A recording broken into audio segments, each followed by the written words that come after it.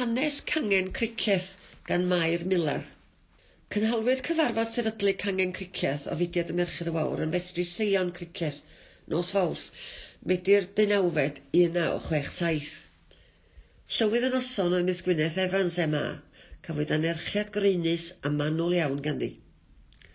Cyflwynwyd amlenilliad o amcanion a delfrydau'r mudiad gan Mrs Sonia Bowen a Mrs Sylwen Davies o'r Parc Cabala, sef dwy o'r sylfaenwyr y mudiad, mudiad a obeithir a ddaw yn genedlaethol.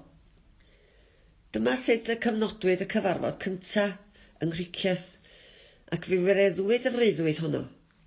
Roedd tua 100 o ferched yn y cyfarfod cyntaf, a mawr yw ein diolch i Margaret Rhys Owen am yrru'r cwch i'r dŵr ac ymroi yn llwyr gan gychwyn ar y gwaith o sefydlu'r dryddedd gangen yng Nghymru.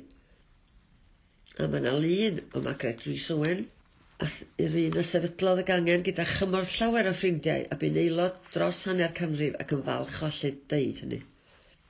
Aeth Margaret gyda cymorth ffrindiau ddrws i ddrws i ddosbarthu taflenni a chasglu enwau rhai a oedd yn awyddus i ymelodi. Erbyn Rhagfyr 1967, roedd 100 o aelodau yn perthyn i'r gangen.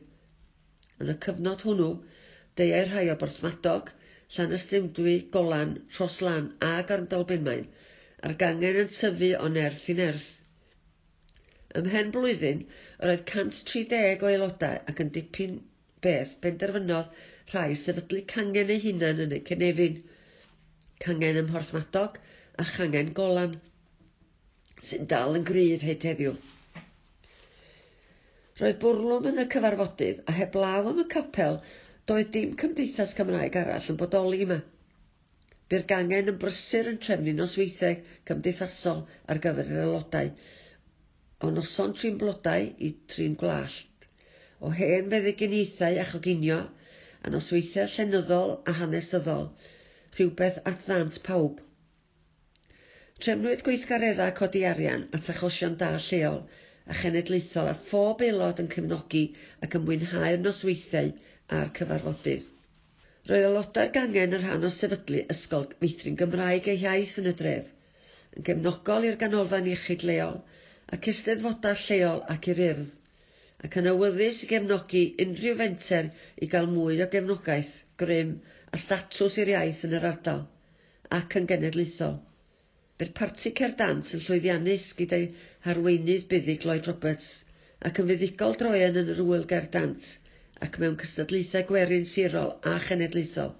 Dros y blynyddoedd, bydd aelodau yn brysur ym mhob ystyr wedi cael llawer o hwyl a phrofiadau gwerthfawr a gwneud cyfeillion oes drwy'r mudiad. Mis Medi 2017 cafwyd dathliad dwbl, sef sefydlu'r gangen 100 canrif cyn hynny a dathlu sefydlu'r mudiad yn genedlaethol. Yn lleol, trefnwyd parti mawr a gwahodd yr aelodau presennol a rhai a fu'n aelodau o'r gangen dros y blynyddoedd. Erbyn hyn, mae 27 o aelodau, rhai ohonynt ys y cychwyn ac yr ydym wedi llwyddo i oresgyn y clo mawr diolch i dechnoleg newydd. Un sydd wedi mwynhau'r cyfarfodydd rhithiol ydy Dora Jones, un o'r aelodau greiddiol, a diolch am gymorth ein merch Mair sy'n aelod yn Golan i rhoi ar ben ffordd. Rydyn yn ymwybodol nad pawb sy'n gallu manteisio ar y dull hwn, ond y farn yma oedd ei fod yn well na pheidio cyfarfod o gwbl. Cafwyd amryw o gyfarfodydd diddorol cwmni Ffion Emyr, y gantores a'r gyflwynwraig, Ffion Gwyn sy'n athrawes gelf ac artist lleol a noson nghwmni Dr Elin Jones, ymlaen at y bleidlais, oedd yn arwain daclus at yr etholiad gyffredinol. Cafwyd cyflwyniad arbennig gan Gwyneth Glyn a Tw Morris a brosied unigryw iawn, a Gwyneth y falch o gael ei cyhoeddi yn y gangen yng Nghricieth ac o'r dyfynadau. Mae enwau a chwedlau a chan yn brosiect sy'n dod â phlant a henoed ardal Efionydd ynghyd, drwy rannu straeon, atgofion, cerddi a chaneuon lleol, eglurodd. Mewn cyfnod o ddieithrwch mawr, bwriad y cywaith ydy greu cyswllt rhwng bobl a chyfoethogi ein perthynas a'n cynefin. Rydw i a Tw Morris wedi cael modd i fyw yn cydweithio hefo'r artist Ffion Gwyn, ynghyd â phlant ysgol Treferthyr. a bu Joyce Jones a'r clwb brodwaith yn brysur yn gwnïo holl geia cricieth ynghyd. Edrychwn ymlaen at gael lansio ffilm cyn bo hir, fydd yn cwmpasu holl elfennau gweledol a cherddorol y gwaith. Rydym hefyd wedi sicrhau yn cysylltiad gyda'r rhain a doedd ar Zoom yn ystod y cyfnod a dosbarthu'r wawr i'r aelodau. Fel y cafwyd hawl i gyfarfod yn yr awyr agored, ac amryw yn awyddus i'w wneud hynny, trefnwyd cyfarfod blynyddol ar y lawnt ger y traeth yng Nghricieth. Daeth pob un eich adar a phaned ac fe baratowyd ein teithio'n melys, blasus o'r llyfr Curo'r Corona'n Ciginio ar gyfer pawb. Pnawn hynod lwyddiannus, a'r gobaith ydyw gallwn wneud hynny eto cyn diwedd yr haf. Cytunwyd yn y cyfarfod, mae cyfarfod ar Zoom eto fyddai orau ar gyfer y cyfnod o fis Medi tan y Nadolig.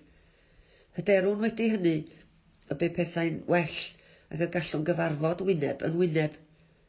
Does neb a wyr sut le fydd arnom, ond pwyll pia hi ydy'r gred yma yng Nghangen Cricieth.